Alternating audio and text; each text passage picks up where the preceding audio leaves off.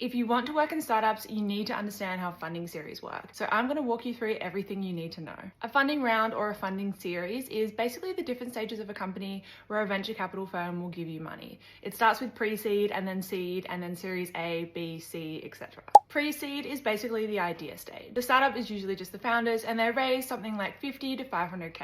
The money usually comes from themselves or friends and families or angel investors or sometimes startup incubators like Y Combinator. The seed stage is typically $500,000 to $3 million, and there are specific venture capital firms that like to invest in seed stage companies. At this stage, a company will usually have a product and will be using this money to expand marketing and the team. Next, a startup will raise what's called a Series A. To get this money, a startup will need to demonstrate traction. In other words, be growing their user numbers, making money, or some other engagement metric. When a company is ready for their Series B, they usually have a proven business model. They raise between $10 and $50 million, usually from larger VC firms, and use this money for aggressive growth. This means hiring lots of people and maybe expanding internationally or into new products. Once a company is ready to raise a Series C and beyond, they move from being a startup to a scale-up, aka a grown-up company. The money that they raise will hopefully be for becoming dominant in their market sector and potentially getting ready for an acquisition or an IPO.